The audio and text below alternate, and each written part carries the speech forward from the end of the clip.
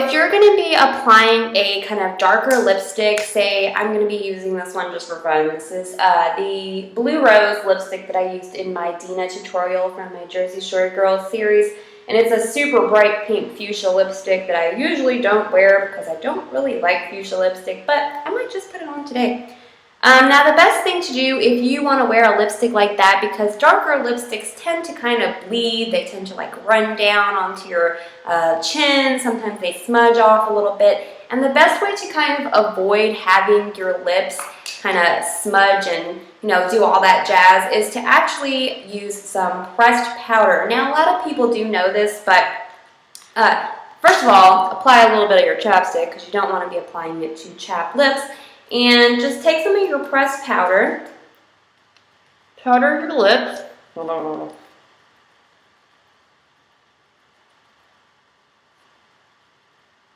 And the pressed powder on your lips will actually help to keep the lipstick on your lips longer and stop it from kind of bleeding down onto your face. So once you went ahead and applied your pressed powder, now go ahead and apply your lipstick.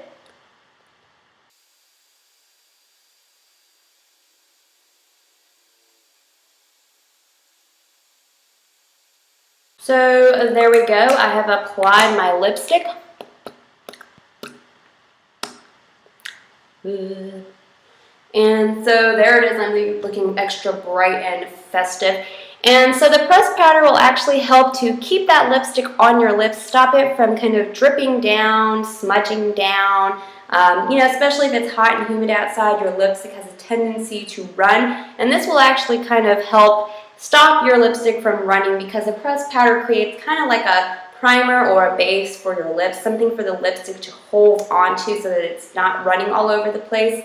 Because typically if you don't apply a little bit of pressed powder, that lipstick doesn't really have anything to hold on to. It doesn't have a base on your lip to hold on to, nothing there to kind of grip it on, and so it'll kind of start smudging and running. And so pressed powder on your lip is a really nice way, a really quick way to kind of keep your lipstick on there so you don't have to keep fixing it throughout the day, fixing any little smudges. It'll just kind of help keep it set right there. So number 9 is kind of a given tip and trick, but a lot of people don't really follow it. And the tip is to actually make sure that you're checking the dates on your makeup products. Makeup products usually last sometimes about a year, sometimes they'll last shorter time than that, sometimes they might last longer than that. And sometimes you kind of know if you open the makeup, it smells funky, it looks weird, it's probably not good anymore. But almost all makeup usually has a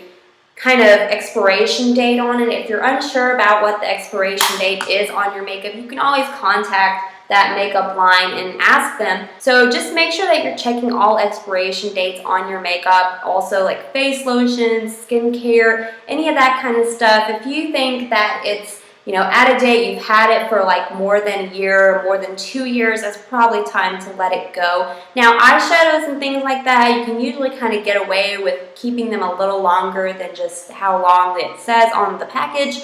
I don't really recommend it, but you can usually get away with it.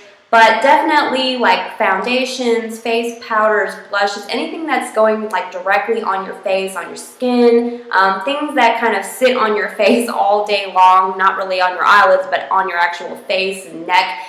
These things, if they're old, they can make you break out, they can give you a rash, they can do all kinds of just awful things.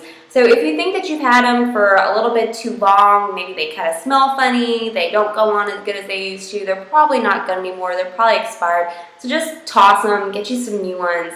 Don't apply old junk on your face because it's just going to break you out, make you look awful.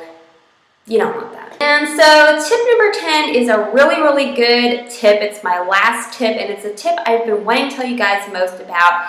Now, a lot of us have an eyeshadow that will shatter, maybe a pressed powder that will shatter, some kind of powdery makeup that might drop, crack, crumble, shatter, all those kinds of things. And it could happen and you're like, oh, that was my favorite eyeshadow. And so there's actually a really easy way to fix that. You can actually still fix the eyeshadow or the pressed powder and repress it. This will work for blush, eyeshadow, face powder, any kind of powdery pigment that you use on your face. This is one that I actually got in my Coastal Scents Ultra Shimmer palette. I'm actually kind of fell out. It's not really cracked, but I'm going to crack it for you guys because I want to show you how to do this. So this is really, really simple. All you really need is a bobby pin, some alcohol. If you're going to use rubbing alcohol, try to make sure that it's like above the 70% range. You want anything above 70%. You need a little tub to mix it in. You need your cracked eyeshadow, and that is all. So here's what we're going to do. First of all, I have this nice clean tub. I actually cleaned this with the rubbing alcohol prior to filming. So always make sure that it's nice and clean in there. And then take your cracked eyeshadow. So I'm actually going to crack this one up because I don't really even use this color very much. And I needed something to demonstrate for you guys. I actually didn't have any kind of cracked eyeshadow that I could use to show you guys. Now, as you can see, all my eyeshadow is right there in my tub. Well, maybe you can kind of see it. It's in there. Yeah. So I've got that in there.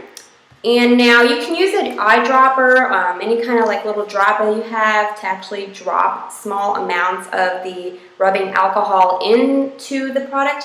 But what I actually don't have one. So what I'm going to do is actually pour a little bit in this little top. Ooh, that's a lot. And that way I kind of have a little bit more of a hold. So what I'm going to do is just kind of put about 2 small drops right into my little pot. And now we're going to take our bobby pin and just kind of mix in there, make into a paste. Now, if it's not really quite pasting up just yet, you'll probably need to use a little bit more. So keep putting it in until you kind of notice it's making a little bit like of a paste. So once you get something like this, where it's turning into a paste, just kind of mix it up. And make sure before you're doing this, if your eyeshadow is really clumpy, kind of, you know, sticking together, it's not exactly very fine powder. Like this one came out right into a fine powder. But a little thing you can do is, if it's not really a fine powdery consistency before you pour it in your tub to actually mix it with the alcohol, is just take a rolling pin and kind of run it through, like over that eyeshadow or powder, and it'll break it up into tiny little kind of granules. It'll be a lot easier to mix because you do want it to be a fine kind of powdery consistency. What I do is just take this powdery paste kind of stuff, and I'm just going to put it right back into my tub. It is a little bit messy. This is definitely not a fun, like, you know, kid-friendly kind of activity. So as you can see, I'm filling it up with this powdery consistency eyeshadow right now. So you just want to fill it back up like it was. A really nice way to kind of press it down in there is to actually use something that is about the same size as your little tub. So if you're using a bigger tub, maybe a quarter, if you're using a small tiny tub, a dime or a penny will do, and just take your dime, kind of wrap it up in some cloth, fabric, even some TP or paper towel will do, whatever you want to do. Just put it just like that, wrapped up in there. I'm wearing my PJ pants. Okay, so here's my little tub. I'm just going to take my dime, toilet paper, whatever, just stick it right on top and press down on it. And it will actually press the eyeshadow right in there. So if you don't kind of get a really good press, you can press more than once. Press down kind of hard. Yeah, so there it is. It's pressed in there. And if it doesn't come out quite even, don't worry too much about it, because once it dries, it will be. Some makeup might be harder to press than others. Certain powders don't want to press as well. They might not want to get pressed in as well as others do. So if you're having like a hard time pressing a certain item, it may not be it may just not be a good item to be pressed, but most items will be able to be pressed. And so as you can see, so there it is. I have pressed it back into the tub, and what I like to do is kind of let it actually air dry. Just let it sit out and air dry overnight, maybe even a couple days if you can afford it. and it will actually set to a nice powdery consistency, and it will not be pasty anymore. So this is a really easy way to reuse like any kind of crumbled eyeshadow you might have, any crumbled powder, blush, any kind of powdery pigment that you have that you might have dropped, cracked, or whatever. It's a really nice, easy way to get it back into its powdery form to where you can use it again and it's not all crumbled up. And yeah, I really hope that you guys enjoyed this tips and tricks video. I tried to kind of compact them into this video as well as I could. It was kind of hard because I had so many of them to share with you guys, but I really hope that it helps you all, and I hope that you found a lot of these tips and tricks helpful and you learned something today, because education is good. So yeah, so I really hope that you guys enjoyed this video. Thank you so much for watching, and be sure to stay tuned for more videos coming soon. Bye!